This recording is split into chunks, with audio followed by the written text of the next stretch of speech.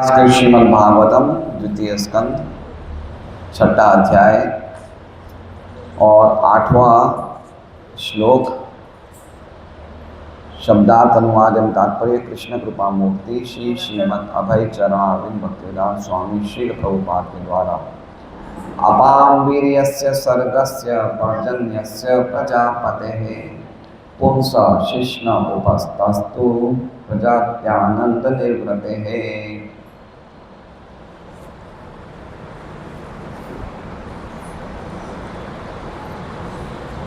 अपाम जल का, वीर्यस्य वीर्य का, सर्गस्य सृजनकर्ता अवयव का,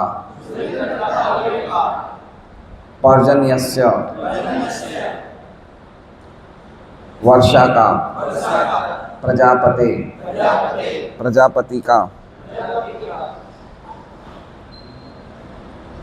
शिष्टा का, पुंस श्री भगवान का, शिष्ण जननाम, उपस्थतु गुदाभाग प्रजाति, जन्म देने के कारण, आनंद के, निर्वृते है कारण। ये आज का श्लोक जो है इसमें हमें बहुत ही गुह्य बात जानने को मिलेगी जो हो सकता है हम में से कोई लोग जानते नहीं हो। इसलिए ये आज का श्लोक हमें ध्यान से सुनना है, समझना है, प्रयास करना है। क्या इसमें ब्रह्मा जी अपने पुत्र नारद को बोलना चाहते हैं? तो ये अनुवाद इस प्रकार है। श्री भगवान के जननांगों से जल, वीर्य, सृजनकर्ता अवयव, वर्षा तथा प्रजापतियों का जन्म होता है। उनके जननांग उस आनंद के कारण स्वरूप है जिससे जन्म के कष्ट का प्रतिकार किया जा सकता है। ओम अज्ञानतिमिरान्धस्य ज्ञानाञ्जनशलाकया चक्षुरुन्मिलितं येन तस्मै श्रीगुरुवे नमः। नाम श्रेष्ठमनुमपि शचीपुत्रमत्र स्वरूपं रूपं तस्याग्रं गुरुपुरीं माथुरीं गोष्ठवाटीं राधाकुण्डं गिरिवरम् ओ राधिका माधवाशां प्राप्तो यस्य प्रतिकृपया श्रीगुरुं तं नतोऽस्मि।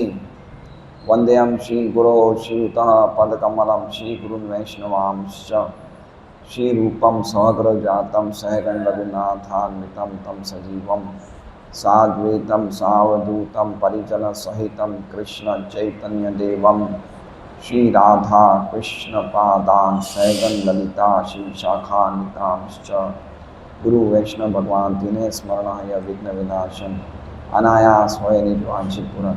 हरे कृष्णा कृष्णा कृष्णा हरे हरे, हरे राम राम राम हरे हरे। सभी भक्तों का भागवतम क्लास में स्वागत है। विराट पुरुष के वैभव की, उनके ऐश्वर्य की, उनकी विभूतियों का हम वर्णन सुन रहे हैं कि किस प्रकार विराट पुरुष के अलग अलग अंग हमारे अलग अलग अंगों के कारण हैं, कैसे चीज़ें बन रही हैं सृष्टि, कैसे। प्रश्न ये है कि सृष्टि के तत्व किससे बनते हैं, ब्रह्मांड किससे बनता है। तो उसके जवाब में ये सब ब्रह्मा जी बता रहे हैं कि हर एक चीज़ किससे बनती है। जैसे पिछला श्लोक क्या था, शनिवार का श्लोक क्या था, हम पढ़ते हैं विक्रमो भूर्भुवः स्वश्च क्षेमस्य शरणस्य च सर्वकामवरस्यापि हरेश्चरण आस्पदम। तो बहुत ही अद्भुत श्लोक था कि भगवान की जो डगले हैं, पगले हैं, चाल है, वो किसके उत्पत्ति, उनसे क्या उत्पत्ति होती है? तीनों लोगों की, भूर भुवर और स्वर्गलोक की उत्पत्ति होती है। किससे उत्पत्ति हो रही है? भगवान की चाल से। और क्षेमस्य शरणस्य च, क्षेमस्य मतलब जो चीज़ हमारी है, जो हमारे पास है, उसकी सुरक्षा करते हैं भगवान। और शरणस्य मतलब हमें हर प्रकार के भय से मुक्ति प्रदान करते हैं। हमें अगर जीवन में निर्भयता लग रही है तो इसका मतलब ये भगवान से उत्पन्न हुई है। हर एक व्यक्ति जीवन में कुछ ना कुछ भय से भयभीत भी रहता है, लेकिन कुछ कुछ समय में वो भय से मुक्ति को भी देखता है, निर्भयता को देखता है। तो ये समझना चाहिए कि ये निर्भयता भगवान से उत्पन्न हुई है। और जो जो चीज़ हमारी आवश्यकता है, जो जो हमें हमारे पास है, उसकी सुरक्षा कौन दे रहे हैं?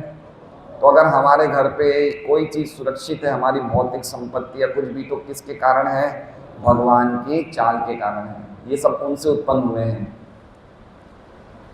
एक गीता जी में श्लोक है, योग क्षेमम वहामी हम। तो उसमें प्रभुपाद टीका में लिखते हैं कि हमें हमारे पास जो जो चीज़ें हैं, मतलब जो हमारी भक्ति है, उसकी भी सुरक्षा कौन करते हैं? भगवान। और भक्ति में जितनी प्रगति कर ली उसकी सुरक्षा भगवान करते हैं, और जितना और हमें प्रगति करना है वो भी भगवान हमें देते हैं, है ना। जितनी हमारी आवश्यकता है ना, अगला शब्द सर्व काम। तो असली हमारी आवश्यकता क्या है? भगवान की शुद्ध प्रेममय भक्ति मिलना ही हमारी असली आवश्यकता है। इसको भी भगवान प्रदान करते हैं। तो सर्व काम वरस्यापि हरेश चरण आस्पदम। जो जो चीज़ें हमारी आवश्यकता है और उन आवश्यकताओं के लिए जो जो वरदानों की भी आवश्यकता है, वो सब भगवान श्री हरि के चरणों में आश्रय लेते हैं। तो अगर हम भगवान के चरणों को देखें तो हमें ये चीज़ें याद होनी चाहिए, भगवान के चरणों से उत्पत्ति हो रही है, जन्म हो रहा है। किसका? तीनों लोगों का। तो सत्यनारायण प्रभु का प्रश्न था आपका कि भगवान के तो हृदय में स्वर्ग लोग रहते हैं, तो वो मैंने थोड़ा सा मनन किया। यहाँ पे बताया कि उत्पत्ति चरणों से हो रही है, तो स्वर्गलोक में हृदय रह सकते हैं, उत्पत्ति हो रही है, उसमें हृदय से उत्पत्ति हो रही है ऐसा नहीं लिखा है। आप समझ रहे हैं? दोनों श्लोकों में अंतर है। भगवान के विराट रूप के हृदय में स्वर्गलोक निवास करता है, ये श्लोक है, बराबर है। और इस श्लोक में क्या लिखा है? उत्पत्ति कहाँ से हो रही है। तो दोनों में फर्क हुआ नहीं हुआ? क्लियर हो गया आपको? एक का उत्पत्ति लिखा है चरणों से, और एक निवास कर रहा है हृदय में, है। हाँ, तो उसमें कोई उसमें कोई प्रकार का कंफ्यूजन नहीं होना चाहिए। स्वर्गलोक से कहाँ से उत्पन्न हुए? चरण से। और निवास कहाँ करते हैं? हृदय में।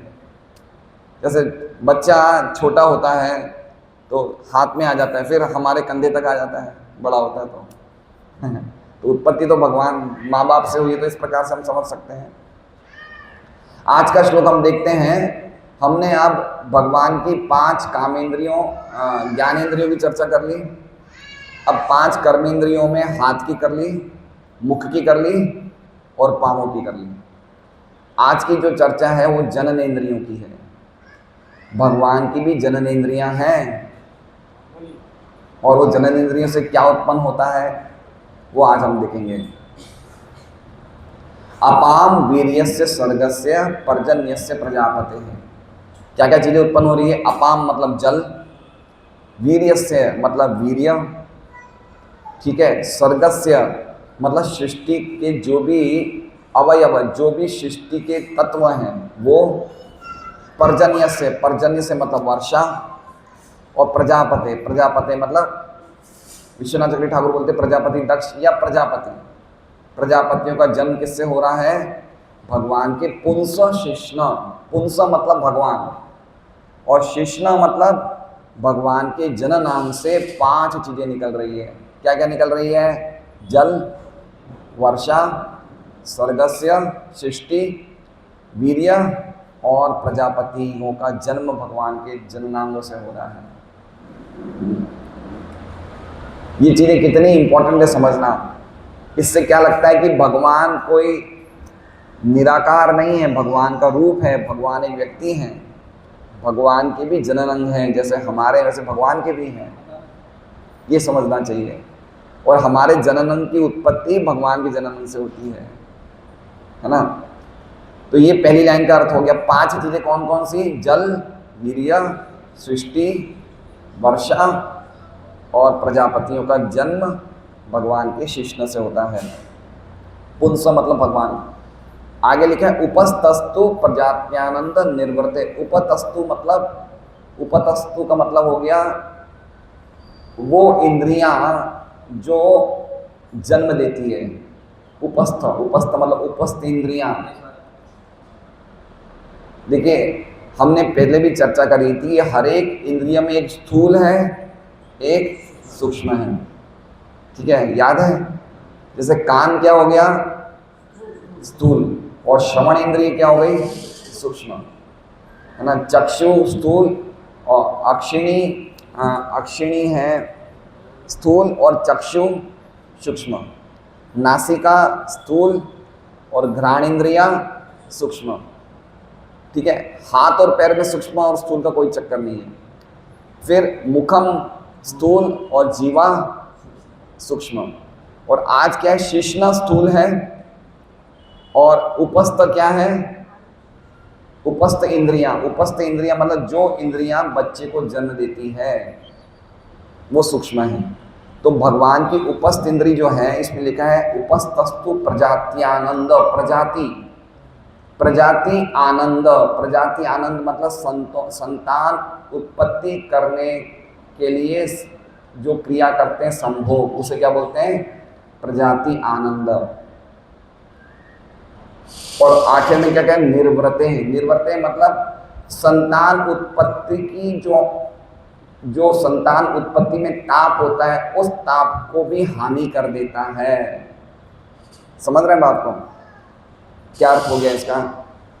इसका अर्थ ये हो गया कि भगवान की उपस्थ इंद्रियों से एक ऐसा आनंद निकलता है जो आनंद से व्यक्ति को संतान उत्पत्ति में जो तकलीफ होती है, उस तकलीफ को भी वो आनंद दूर कर देता है।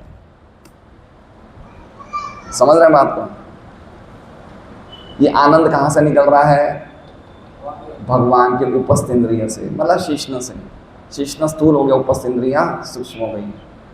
ठीक है, ये श्लोक बहुत ही हमारे लिए बहुत महत्वपूर्ण है। पर्टिकुलरली आध्यात्मिक जीवन में ये श्लोक की बड़ी, आध्यात्मिक जीवन क्या, हम अगर इस श्लोक को समझेंगे तो हम कितनी चीज़ें जानने को मिलेगी, वो हम टीका में हम देखेंगे किस प्रकार से प्रभुपाद समझाते हैं।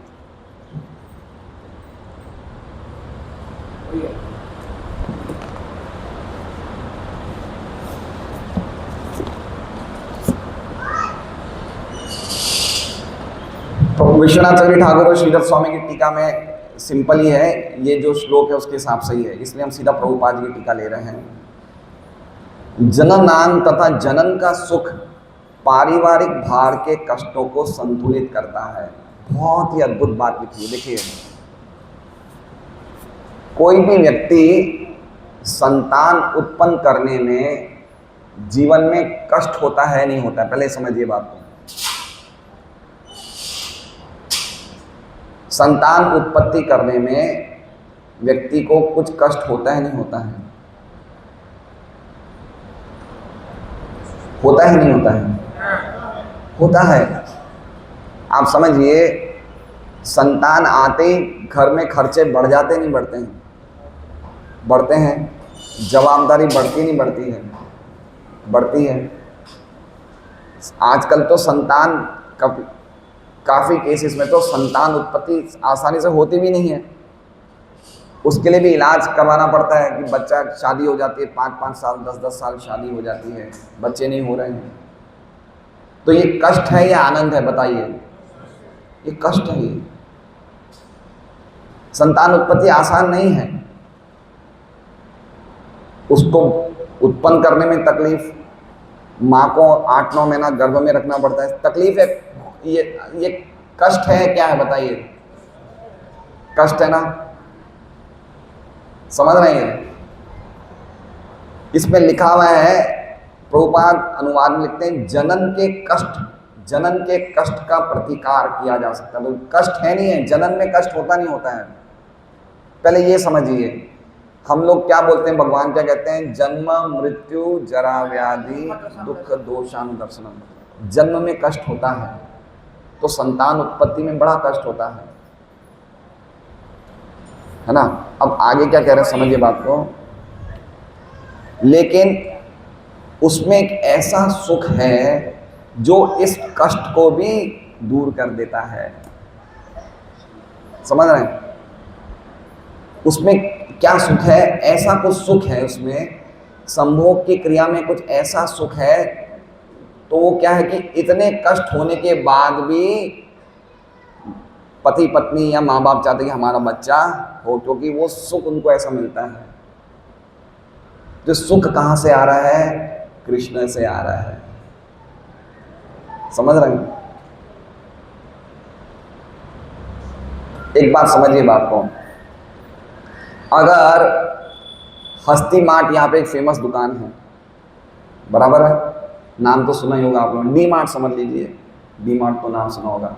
डी मार्ट में अगर 5-5, 10-10 हफ्तों के या 4-4, 5-5 महीनों के बच्चे मिले, बच्चे मतलब बच्चे बिक्री हो रहे हैं, कन्याएं और लड़के बिक्री हो रहे हैं, और पति पत्नी जाए, बच्चों को खरीदेंगे क्या? बच्चों को खरीदेंगे? नहीं खरीदेंगे। क्यों? क्योंकि बड़ा चक्कर है। 3-4 साल में तो, आजकल 2 साल में तो उनकी स्कूलें चालू हो जाती है, 3 साल में तो, 3 साल में तो बच्चों की स्कूलें चालू हो जाती है। बच्चे इतने खुरापाती हैं आजकल, बिना मोबाइल के तो खाते नहीं हैं। समझ रहे हैं? तो बड़ा कष्ट है, बहुत झंझट है, आसान बात नहीं है। तो अगर ये पॉइंट प्रभुपाद क्या बोलना चाहते हैं कि अगर ये भगवान संभोग की क्रिया में आनंद नहीं देते तो कोई बच्चा ही नहीं करता। पॉइंट समझिए, कोई बच्चा नहीं करता। अगर करते तो ले आते। अब कुछ केसेस ऐसे होते हैं जिसमें माँ बाप गोद ले लेते हैं, वो कम केसेस होते हैं, लेकिन ज़्यादातर क्या होता है कि कोई भी इस प्रकार से बच्चे नहीं लेगा, वो इसी क्रिया के द्वारा बच्चे जन्म देगा। यद्यपि इसमें कष्ट है। ऐसे हम खरीद लेंगे क्या बच्चा? नहीं खरीदेंगे, फ्री में भी नहीं लेंगे। क्यों? क्योंकि इनको पालना, बड़ा करना, पूरा व्यक्ति पूरा बंध जाता है इससे। लेकिन ये भगवान ये आनंद देते हैं हमें कि इस बहाने पति पत्नी क्या करे? बच्चा पैदा करे। क्यों? क्योंकि प्रजा चाहिए, अच्छी प्रजा चाहिए। अगर अच्छी प्रजा नहीं होगी, सृष्टि क्यों बनाई है ब्रह्मा जी ने? भगवान ने सृष्टि क्यों बनाई है? क्योंकि ऐसे बहुत से जीवात्मा हैं जिनको मनुष्य शरीर मिले, और मनुष्य शरीर मिलने के बाद वो भव सागर से निकलने का प्रयास करे, जन्म मृत्यु से चक्कर से निकलने का प्रयास करे, भगवान के धाम जाए। तो उसके लिए बच्चे तो जन्म देने पड़ेंगे ना, देने पड़ेंगे। और हम देंगे नहीं। क्यों नहीं देंगे? जब तक हमें ये सुख नहीं मिलेगा तब तक हमें बच्चे नहीं देंगे। इसलिए भगवान ने खुद का सुख दिया है। ये हम ये आगे पढ़ेंगे। ये जो सुख है ये भगवान का निजी सुख है, जो भगवान ने किसको दिया? हम सबको दिया है। तो ये पॉइंट समझ गए हम। हमारे पारिवारिक भार के कष्टों को संतुलित करता है। कभी कभी तो ऐसा होता है कि स्त्रियों को इतना दर्द होता है डिलीवरी के टाइम पे, तो स्त्रियां क्या, प्रभुपाद एक टीका में लिखते हैं कि स्त्रियां क्या सोचती कि इसके बाद में माँ नहीं बनूंगी, लेकिन फिर माँ बन जाता है। समझ रहे हैं बात को? ये बात बताई है। इसलिए क्या है? प्रजाति आनंद निर्वृते। निर्वृते मतलब प्रजाति में बच्चे पैदा करने में एक ऐसा आनंद है कि अपने आप ही जो दुख होते हैं, दुख की निवृत्ति, वो आनंद दुख की निवृत्ति कर देता है। वो दुख नहीं देखता है ना। चाहे व्यक्ति के जीवन में इतनी गरीबी है, चाहे कुछ है, वो देखेगा भाई मुझे ऐसा कुछ आनंद मिल रहा है तो उसमें सब कुछ चल जाएगा, देखी जाएगी बाद में क्या होगा। ठीक है?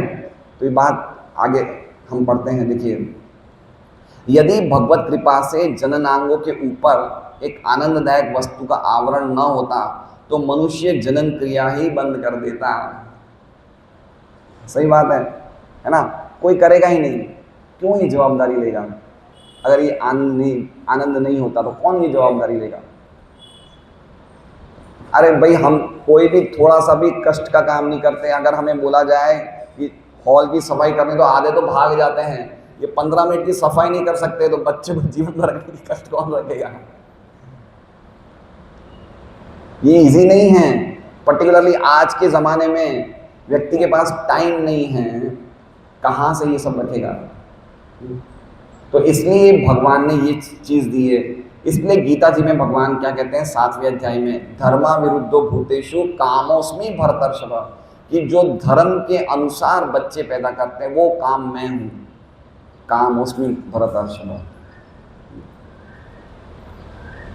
ये वस्तु इतना प्रखर आनंद प्रदान करती है कि इससे पारिवारिक भार के कष्ट की पूर्ण रूप से विस्मृति हो जाती है। व्यक्ति इस आनंददायक वस्तु से इतना मोहित हो जाता है कि वो एक ही संतान को जन्म देकर संतुष्ट नहीं होता, अपितु संतानों की संख्या बढ़ाता जाता है और इस आनंददायक वस्तु के कारण ही उनके पालन पोषण में कठिनाई उठाने की झंझट अपने सिर पर उठा लेता है। समझ रहे हैं बात को? अब प्रभुपाद लिख रहे हैं कि एक संतान से बहुत सारी करता, तो आजकल तो कोई एक संतान से ज़्यादा करता नहीं है, एक या दो संतान से। लेकिन प्रभुपाद का बोलने का पॉइंट क्या है कि इस चीज़ में एक ऐसा आनंद है जिसके कारण वो बच्चा ये नहीं देख रहा है कि वो पति पत्नी ये नहीं देख रहे कि मेरे पे कितना लायबिलिटी आ जाएगी, एक बच्चे को पैदा करूँगा। और आसान नहीं है बच्चों को जन्म देना, पैदा कर उनको पालना आज की तारीख में आसान इसलिए माँ बाप नहीं करते हैं, एक बच्चे से ज़्यादा नहीं करते हैं। लेकिन पहले के ज़माने में ऐसा नहीं था। देखिए पहले के ज़माने कितने बच्चे होते थे, है ना? 5-6 भाई होते थे, 3-4 बहनें होती थी, ऐसे बड़े परिवार होते थे, है ना? तो वो सही था, एक तरह से वो सही था। होने चाहिए, व्यक्ति को ज़्यादा बच्चे जन्म देने चाहिए। भगवान ने ये हमें इसीलिए ही ये सृष्टि का ये मनुष्य को बहुत बड़ी, लेकिन कैसे जन्म देना चाहिए? धर्म के अनुसार, और उनको मानवीय मूल्यों में भगवान के भक्त बनाने के लिए बच्चों को जन्म देना चाहिए, ना कि उनको असुर बनाने के लिए। ये गृहस्थों की बहुत बड़ी ड्यूटी है। जो आजकल 1 या 2 बच्चे कर रहे हैं ये बिल्कुल सही नहीं है। हम 2 हमारे 2, लेकिन व्यक्ति इतना परेशान है ना, वो देखता है कि भाई मैं खुद ही नहीं संभाल रहा हूँ, बच्चों को कैसे संभालूंगा। और हर चीज़ इतनी महंगी हो गई है, पढ़ाई महंगी हो गई है, रखना घर में सब कुछ महंगा हो गया है। लेकिन पॉइंट ये बताया जा रहा है कि वो सुख के लिए व्यक्ति बच्चे खूब पैदा करता है, जो आज की तारीख में ऐसे बच्चे कोई पैदा नहीं करता, क्योंकि वो उसको अवॉइड करता है। उसकी भी चर्चा प्रभुपाद लिखेंगे आगे। अब देखिए क्या लिख रहे हैं आगे, किंतु ये आनंददायक वस्तु मिथ्या नहीं होती, क्योंकि ये श्री भगवान के दिव्य शरीर से उद्भूत होती है। दूसरे शब्दों में आनंददायक वस्तु वास्तविकता है। देखिए क्या लिख रहे हैं, बहुत इंपॉर्टेंट बात है। ये जो हमें आनंद मिल रहा है संभोग क्रिया में, ये क्या है? ये झूठा नहीं है, क्या है? ये वास्तविकता है, ये सत्य है। क्यों? क्योंकि श्री भगवान के दिव्य शरीर की वस्तु है ये वास्तविकता है। अब देखिए एक जगह प्रहलाद महाराज क्या कहते हैं, यन मैथुनादि गृहमेदम सुखम तुच्छम, कि मैथुन का सुख तो तुच्छ है, और यहाँ पे कह रहे सुख वास्तविकता। तो इसको कैसे समझा जाए? इसको ऐसा समझा जाए कि भौतिक जगत में ये सुख जो है, जो हमें मिलता है, ये भौतिक कुछ समय के लिए मिलता है, और ये सुख हमें किस में बांध देता है? जन्म मृत्यु के चक्कर में बांध देता है। इसलिए भौतिक जगत में ये सुख का असली आस्वादन नहीं मिल सकता। इसका असली आस्वादन कहाँ मिलता है? आध्यात्मिक जगत में। तो आध्यात्मिक जगत में भी विषयी जीवन है, यौन जीवन है,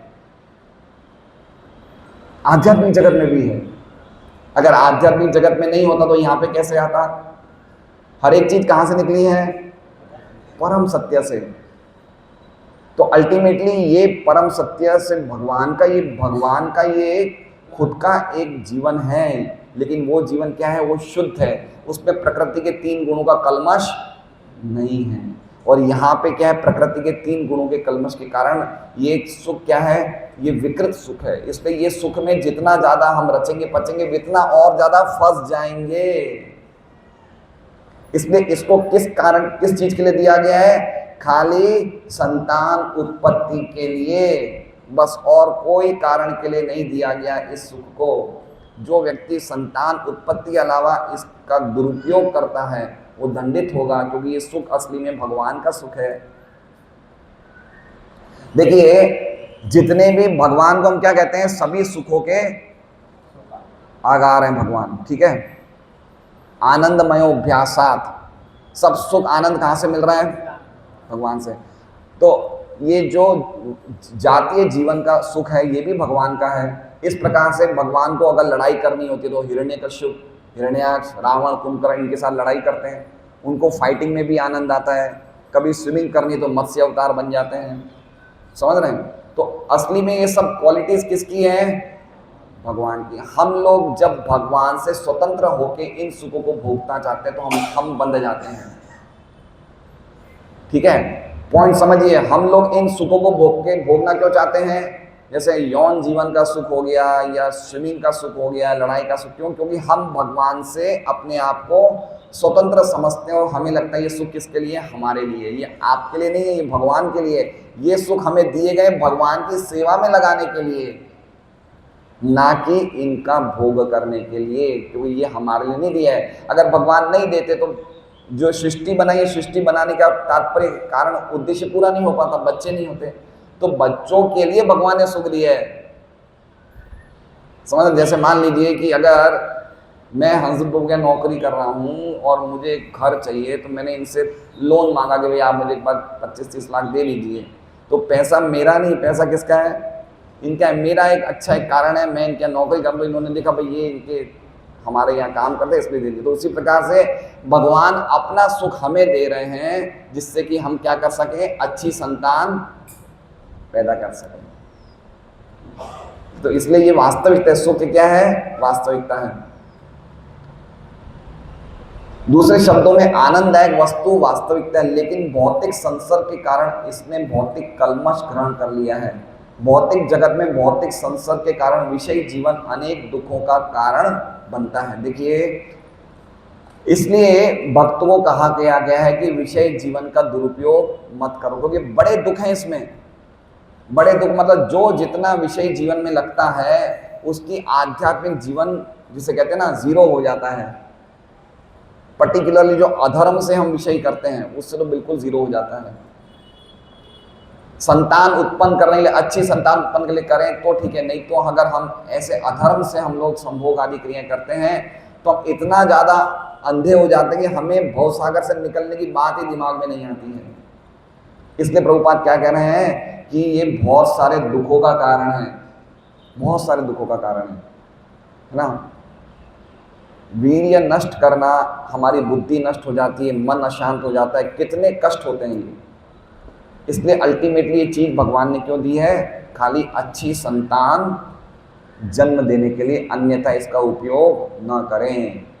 इसलिए जो महान महान भक्त होते हैं वो तो अगर संतान उत्पन्न करना नहीं चाहते तो ब्रह्मचारी रहते हैं, वो तो ब्रह्मचारी रहते हैं, है ना। क्योंकि वीर्य में इतनी शक्ति होती है कि अगर ये ऊपर जाता है, दिमाग में जाता है, दिमाग के ऊपर चला जाता है तो ऐसे सोचने लगता है, इतने जबरदस्त तरीके से दिमाग चलता है। इसलिए हम देखते हैं बड़े बड़े सन्यासी ब्रह्मचारी है, वो उनका दिमाग कितना तेज चलता है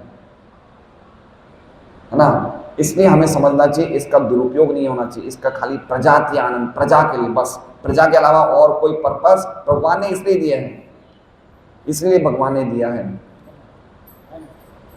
अतएव भौतिक जगत में ऐसे जीवन को आवश्यकता से अधिक प्रोत्साहन नहीं देना चाहिए। आवश्यकता से अधिक नहीं, आवश्यकता है ठीक है, उसके अलावा नहीं, है ना। इसलिए जो भी हम लोग साधना कर रहे हैं, भक्ति कर रहे हैं, अब हमारे संतान बच्चे हो गए, आवश्यकता पूरी हो गई, तो बस अब इसे, क्योंकि इसका पर्पस पूरा हो गया है, अब और आवश्यकता से अधिक नहीं, नहीं तो हम फंस जाएंगे, हम नहीं समझ पाएंगे। भौतिक जगत में भी संतान उत्पन्न करने की आवश्यकता है, लेकिन संतानोत्पत्ति का कार्य आध्यात्मिक मूल्यों का पूर्ण उत्तरदायित्व निभाते हुए करना होगा। समझ रहे हैं बात को? क्यों करना है?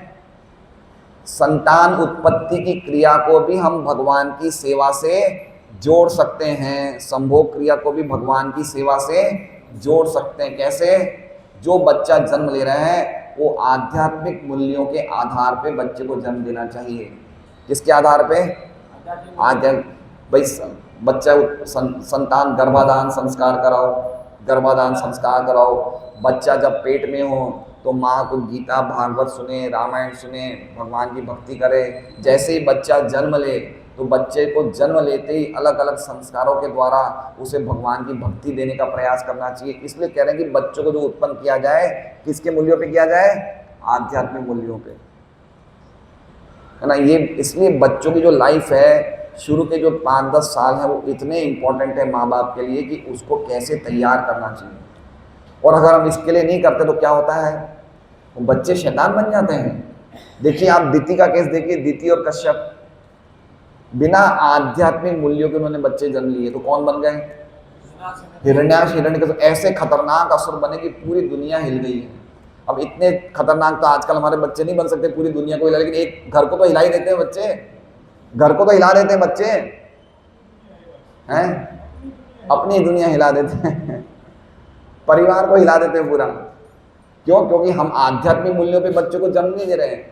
हम वो आनंद की वस्तु को भोगने के लिए बच्चे को जन्म देते हैं, तो बच्चे असुर बन जाते हैं। इसलिए हम लोग भागवत का प्रचार कर रहे हैं। कोई भी व्यक्ति ये भागवत पढ़ेगा और फिर विवाह करेगा या संतान उत्पन्न करेगा तो अद्भुत बच्चे जन्म लेंगे। बच्चों का जन्म लेना बहुत पहले के ज़माने में बच्चों को जन्म लेना, माएँ तो पागल हो जाती थी बच्चों को बड़ा करने में, घर से बाहर नहीं निकलती थी, इतना ध्यान रखती थी माएँ पहले के ज़माने में, है ना। महाराज भरत राजा भरत जो थे उनके 3 बच्चे हुए उनके। तो उनकी पत्नियों ने देखा कि बच्चे अपने बाप जैसे नहीं, तो बच्चों को ही मार दिया। बोले ऐसे बच्चे नहीं चाहिए, भागवत में आता है। तो आध्यात्मिक मूल्यों में बच्चों को तैयार करना चाहिए, है ऐसे बच्चे होने चाहिए। और ऐसी आत्माएं घूम रही है, हम अगर अच्छे संस्कारों के द्वारा, अच्छे मन में चेतना के द्वारा बच्चों को जन्म देते हैं तो ऐसी बच्चे, ऐसी आत्माएं माँ के गर्भ में प्रवेश करती है ना। इसलिए पति पत्नी का बहुत बड़ा कार्य है कि बच्चों को जन्म देते टाइम, प्रभुपाद कहते हैं कि हर एक भक्त को कम से कम उस दिन 50 माला करनी चाहिए गर्भाधान करने के दिन। हरे कृष्णा कृष्णा कृष्णा हरे हरे, हरे राम भगवान की चेतना में अच्छे बच्चों को जन्म देना चाहिए, तो ही ये सृष्टि का उद्देश्य पूरा होता है।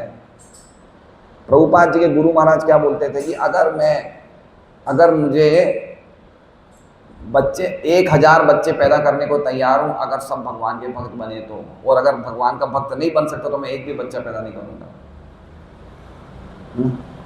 तो ये व्यक्ति को प्लानिंग करनी चाहिए। क्यों वसुदेव जी ने और देवकी ने क्यों परीक्षा 12,000 साल तपस्या करी, है ना। पहले के ज़माने में लोग तपस्या करते थे, एक स्त्री और पुरुष पहले जुड़ने से, संग करने के पहले तपस्या करते थे। कोई 6 महीने की, कोई 1 साल की, हमें एक अच्छी संतान चाहिए। हम तो आजकल शादी के बाद फर्स्ट नाइट करते हैं, सब खत्म। ऐसे नहीं होता था पहले, ये सिस्टम नहीं था, ये सब आसुरिक सिस्टम है। सब ये बहुत बड़ी उद्देश्य है ये। और अगर मान लीजिए एक गड़बड़ बच्चा निकल जाए तो माँ बाप तो पूरा जीवन उसमें ही खत्म हो जाता है, पूरा जीवन उसमें खत्म हो जाता है। इसलिए भगवान अपना अमूल्य आनंद हमें दे रहे हैं। क्यों दे रहे हैं? बच्चा अच्छा जन्म दो, जो सृष्टि का उद्देश्य है भव सागर से निकलने का काम पूरा करे।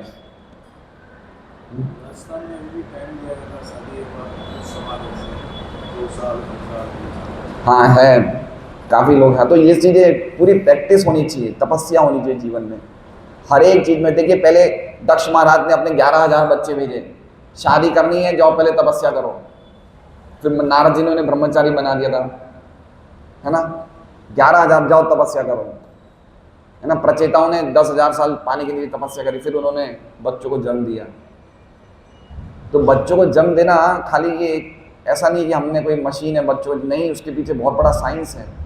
बच्चे आध्यात्मिक मूल्यों पे बच्चों को जन्म देना चाहिए।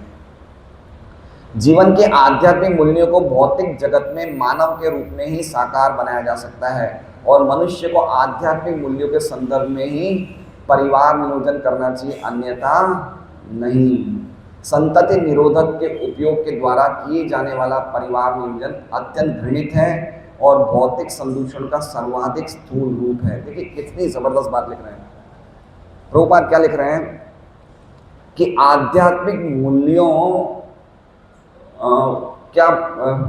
के भौतिक मानो, हाँ, आध्यात्मिक मूल्यों के संदर्भ में ही परिवार नियोजन करना चाहिए।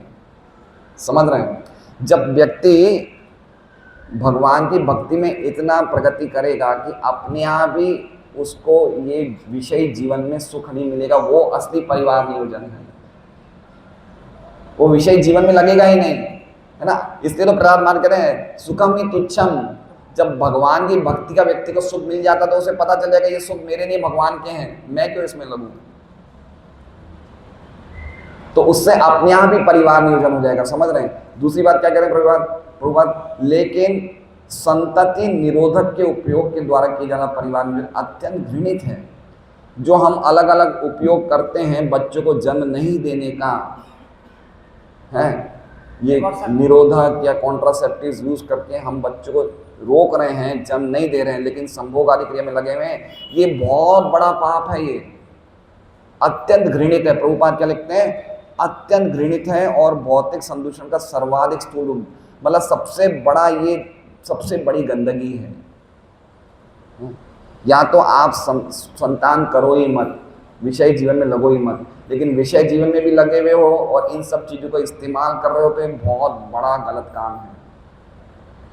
विषय जीवन में नहीं लगने का क्या बता रहे हैं, आप भगवान की भक्ति करोगे तो अपने आप ही आपका इंटरेस्ट उससे हट जाएगा, है ना। ये बात बहुत जरूरी है। जो भौतिकवादी इन उपायों का उपयोग करते हैं वे कृत्रिम विधियों द्वारा जननांग के ऊपर के आवरण की आनंद शक्ति का पूर्ण उपयोग करना चाहते हैं और इसके आध्यात्मिक महत्व को नहीं जानते। आध्यात्मिक मतलब इसका महत्व क्या है, बच्चे जन्म देने के लिए ये हमें चीज मिली है, अच्छे बच्चे आध्यात्मिक बच्चों को जन्म देने के लिए चीज मिली है, ना कि हमारे सुख भोग के लिए। इसमें सुख तो है, इसमें आनंद है, लेकिन ये आनंद हमारे भोग के लिए नहीं है, ये भगवान ने हमें दिया है, सुख दिया है। क्यों?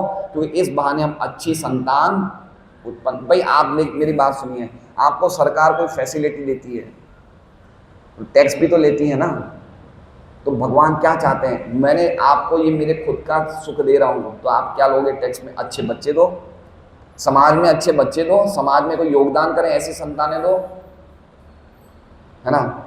इसलिए कह रहे हैं कि आध्यात्मिक महत्व नहीं जानते लोग, पागल हैं लोग, इस चीज के पीछे पागल हैं, है ना। बच्चे नहीं करना है लेकिन लोग इस चीज के पीछे पागल हैं। तो क्या कर रहे हैं हम, ये बहुत बड़ा भगवान की दी गई स्वतंत्रता का हम लोग दुरुपयोग कर रहे हैं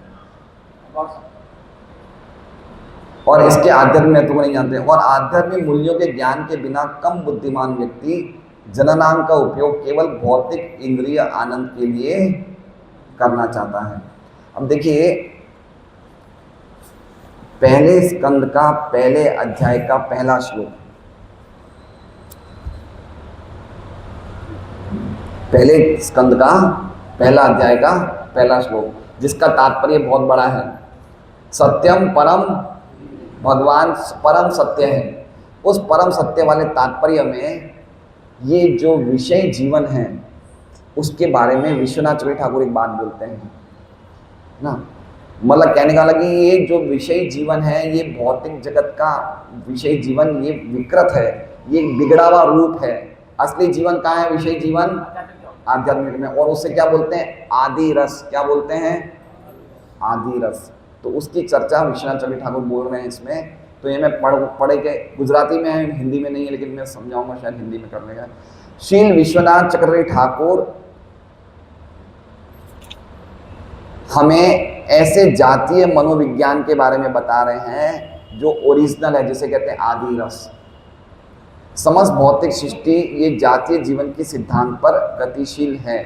आधुनिक संस्कृति में जातीय जीवन पे ही सभी प्रकृतियों का केंद्र बिंदु है। कोई जहाँ भी नजर करता है वहाँ पे हर जगह जातीय जीवन की प्रबलता देखने को मिलती है। इससे ये जातीय जीवन अवास्तविक नहीं है, जातीय जीवन अवास्तविक नहीं है, वास्तविक है, लेकिन इसकी असली वास्तविकता क्या है, ये आध्यात्मिक जगत में अनुभव होती है। भगवान और गोपियों का जो संबंध है, ठीक है, उसमें गोपियां अपना सब कुछ दे देती है भगवान को, तो उसमें उनकी खुद की भोग करने की इच्छा बिल्कुल नहीं। वो ओरिजिनल जातीय जीवन है, समझ रहे हैं। देखिए स्त्री और पुरुष एक दूसरे के साथ जुड़ते हैं तो स्त्री भी सुख भोगना चाहती है, पुरुष भी, लेकिन गोपी और भगवान के जीवन में क्या था, गोपियां अपने लिए कोई सुख नहीं चाहती थी। किसके लिए चाहती थी, कृष्ण के लिए, इसलिए वो काम नहीं, वो क्या है, वो प्रेम है। और यही दृष्टांत कुब्जा का देख लीजिए। कुब्जा थी ना मथुरा में, कुब्जा, कुब्जा भी श्री कृष्ण को भोगना चाहती थी, लेकिन वो किस दृष्टि से, काम की दृष्टि से। इसलिए कुब्जा की भक्ति और गोपियों की भक्ति में जमीन आसमान का अंतर है।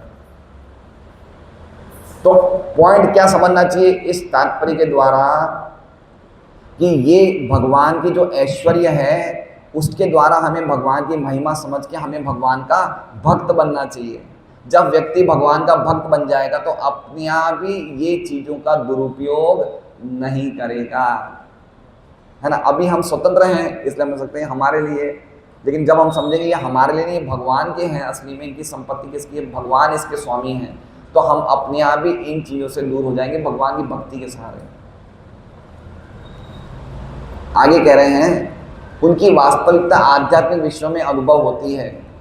भौतिक जगत की जातीयता ये असली हकीकत का खाली विकृत प्रतिबिंब है। वास्तविक तथ्य तो ये है कि परम सत्य एक व्यक्ति हैं, वो व्यक्ति विहीन नहीं है। ये नहीं हो सकता कि निराकार होने के साथ साथ उनका विशुद्ध जातीय जीवन होगा। लोग कहते हैं भगवान निराकार है, तो निराकार व्यक्ति का जातीय जीवन कैसे होगा, संभव नहीं है। लेकिन उनका जातीय जीवन विशुद्ध है, प्रकृति के 3 गुणों से परे है। वो अभी हम अपने दिमागों से सोच नहीं सकते। हम सोचेंगे उनके बारे में तो हमें अपना जातीय जीवन दिखेगा, तो हम नहीं सोच सकते, लेकिन ऐसा जीवन भी वहाँ पे है। और उसकी पराकाष्ठा क्या है, श्रीमती राधा रानी, भगवान की महान गोपियाँ जो है, उनके साथ जो उनका आदान प्रदान है वो पूरी तरह से शुद्ध है। वो इतना शुद्ध है कि अगर भगवान की वो जीवन हम सुनेंगे तो हमारा काम खत्म हो जाएगा, है ना। भगवान की रासलीला का वर्णन या कोई भी वर्णन अगर हम सुनेंगे तो हमारी काम भावनाएं खत्म हो जाएगी। कितना शुद्ध होगा वो, इसलिए उसे कहा गया ओरिजिनल, आदि रस। लेकिन वो जब भौतिक जगत में गिरता है तो प्रकृति, समझ रहे हैं बात को, भगवान को क्या कहते हैं, माखन चोर, नाम है ना भगवान का, माखन चोर। भगवान माखन की चोरी करते हैं। माखन चोरी की लीला हम सुनेंगे तो हमें अच्छा लगेगा ना, है ना, कैसा लगेगा हमें, अच्छा लगेगा। कोई व्यक्ति यहाँ पे चोरी करेगा तो कैसा लगेगा, कितनी गालियां देंगे हम। तो ओरिजिनली चोरी कहाँ पे है, चोरी भगवान के धाम में भी है, लेकिन वो चोरी शुद्ध रूप में है। वो चोरी कैसी है, शुद्ध रूप में। लेकिन वही चोरी जब भौतिक जगत में आती है तो वो चोरी क्या होती है, वो बिगड़ जाती है। तो कोई भी चीज इस भौतिक जगत में है वो ओरिजिनल जगत का एक विकृत रूप है। समझ रहे बात को। अभी जैसे हमारे प्लम्बर 30,000 रुपये लेके भागे, कितनी गाली देते हैं हम इसे रोज, काम नहीं कर रहा है ना, समझ रहे हैं। तो पॉइंट समझ रहे हैं बात को, कि ओरिजिनल चीजें कहाँ हो रही है, भौतिक जगत में। लेकिन वही चीजें जब आध्यात्मिक जगत में, लेकिन वही चीजें जब भौतिक जगत में आती है तो वो सबसे उल्टी हो जाती है। इसलिए उनको वापस अगर आदि रूप में लाना है तो वापस कृष्ण से हमारे संबंध को जोड़ना पड़ेगा। जैसे एक समझिए, एक उदाहरण समझिए, गोपियां किसी और की स्त्रियां हैं, गोपियां किसी और की स्त्रियां हैं, लेकिन भगवान के साथ रास करते तो उसको सबसे ऊंची चीज मानी जाती है। और यहाँ पे कोई पराया पुरुष पराई स्त्री के साथ कर सकता है, रास लीला कर सकता है, नृत्य कर सकता है, तो उसे क्या माना जाएगा, तो बिल्कुल फालतू आदमी है, बिगड़ा हुआ आदमी है। ओरिजिनल चीज कहाँ है, भगवान के धाम में। लेकिन भौतिक जगत में वो चीज क्या हो जाती है, उसको हम करने जाते हैं वो बिल्कुल उल्टी पड़ जाती है। इसलिए उसको वापस नित्यता में स्थापित करने के लिए वापस भगवान से अपने संबंध को हमें जोड़ने का प्रयास करना चाहिए, जो हम भगवान के नामों के उच्चारण के द्वारा कृष्ण कर सकते हैं। कृष्णा कृष्णा हरे हरे, हरे राम राम राम। परिणाम पूर्वक निर्विशेषवादी तत्व चिंतकों ने घृणास्पद जातीय जीवन को घृणास्पद माना है और इसलिए उसको इनडायरेक्ट वे से और ज़्यादा उत्तेजना दी है। तो जो लोग जातीय जीवन से घृणा करते हैं ना, वो और ज़्यादा उसमें फंस जाते हैं। तो हमें जातीय जीवन से घृणा नहीं करनी है, क्योंकि ये ओरिजिनली भगवान का जीवन है, ये है ना। इसमें क्या है, कुछ निराकारवादी हैं जो इससे घृणा करते हैं, बेकार है। लेकिन ऐसे लोग और ज़्यादा इसमें रच पच जाते हैं। इसलिए समझना चाहिए, जैसे हमने कल संडे को उदाहरण दिया था ना, कि व्यक्ति को इंद्रियों के काम को रोकना नहीं है लेकिन भगवान की सेवा में लगाना है। तो उसी प्रकार से जातीय जीवन से घृणा नहीं करके उनको किस प्रकार से भगवान की सेवा में लगा सकते हैं, संतान अच्छी उत्पन्न करके उसमें लगाएंगे तो घृणा नहीं होगी। लेकिन जबरदस्ती उसको घृणा रूप में देखेंगे तो हम भगवान का अपमान कर रहे हैं, ऐसे समझिए। बहुत इंपॉर्टेंट बात है ये इसलिए मैंने कहा था शुरू में, कुछ ऐसी गुह्य बातें हैं जो हमने सुनी नहीं होगी, लेकिन बहुत गहरी बात है कि भगवान का भी जातीय जीवन है, जिसे आदि रस कहा जाता है। क्या कहा जाता है? आदि रस, ओरिजिनल, जो इतना शुद्ध है कि उसे सुन के हम भगवान के धाम जा सकते हैं, हम बहुत जन्म मृत्यु के चक्र से छूट सकते हैं।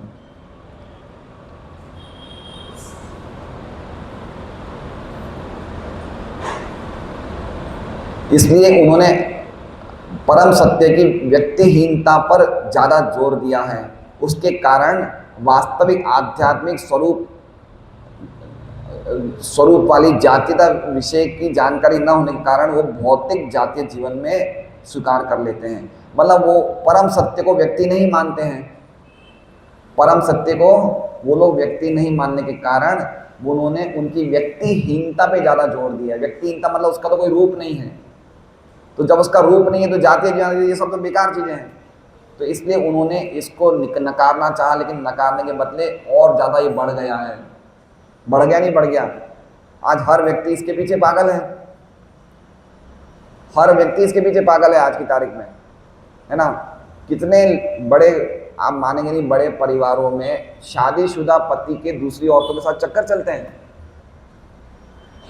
शादी के पहले लड़के लड़कियों के अफेयर चलते हैं। क्यों? क्योंकि जितना ज्यादा हम भगवान को व्यक्ति नहीं मानेंगे, भगवान के व्यक्तित्व को हम विहीन कर देंगे, उतना ज्यादा हम जातीय सुख में फंस जाएंगे। कितना बड़ी बात बोली है। जो लोग भगवान की सत्ता को स्वीकार नहीं करते वो इस मामले में और ज्यादा फंस जाते हैं, क्योंकि भौतिक जगत में ये सबसे बड़ा सुख है, लेकिन आध्यात्मिक जगत में सुख बिल्कुल तुच्छ है। जिसको भगवान की भक्ति का रस मिल जाता है उसके लिए सुख क्या हो जाता है? सुखम एतत् तुच्छम। तो ये श्लोक समझाना है, बड़ा गहरा श्लोक है, लेकिन हम समझना चाहिए कि ये सब कहाँ से हो रहा है? भगवान के शरीरों से निकल रहा है ये सब। हरे कृष्णा। श्रीमद् भागवतम की जय। श्रील प्रभुपाद की जय। आज का प्रसाद भक्त